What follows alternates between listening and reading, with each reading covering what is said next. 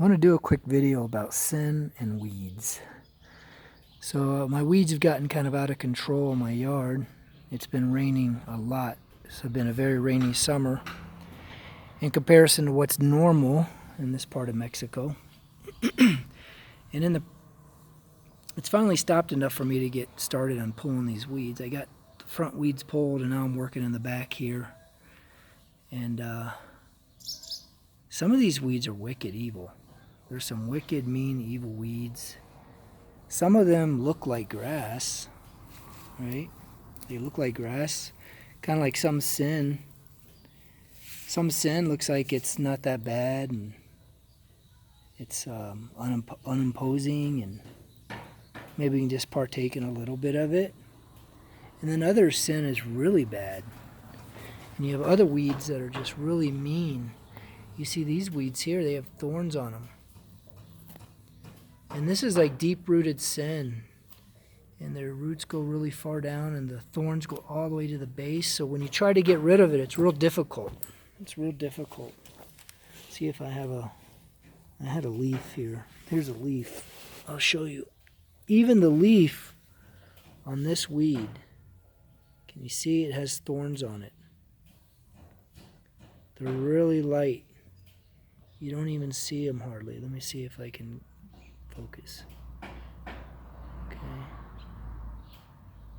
So that's the kind of sin that's really hard to get rid of.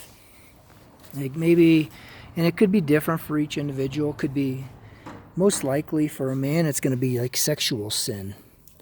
Lust, pornography, things of that nature. And then you have some sin that seems unimposing, and it doesn't seem like it's that big a deal. And it's just like, it looks like everything else. It looks like grass.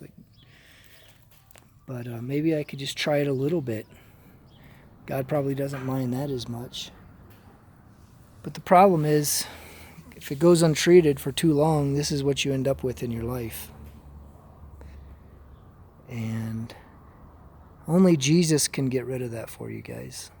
Only Jesus has the power to not only make you want to get rid of that, but to actually do it for you and help you. I'm reminded of Philippians 4:13, I can do all things through Christ which strengtheneth me. In case you didn't know, that's what that verse is talking about. It's talking about being able to live a life without sin. Somebody recently asked me if they could pray for me, and I said, sure, absolutely.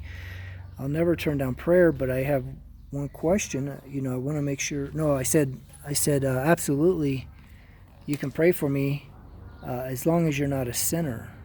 And they got really upset. And I said, oh, don't get upset. The Bible says God doesn't hear the prayers of sinners. And they got even more upset.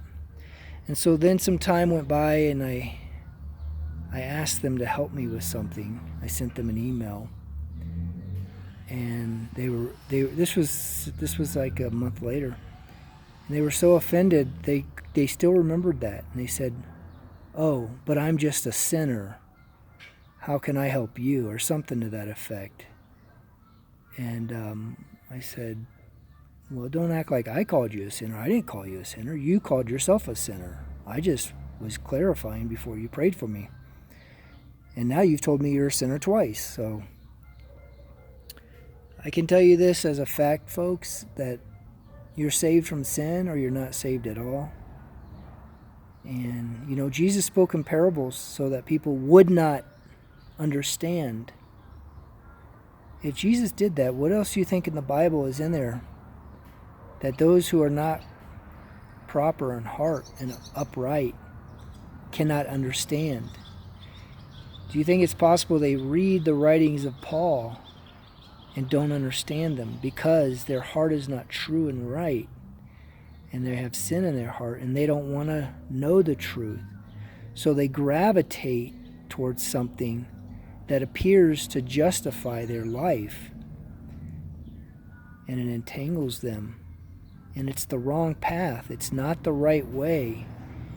Jesus is the way, the truth, and the life. And if you notice, the way comes before the truth, and the truth comes before the life.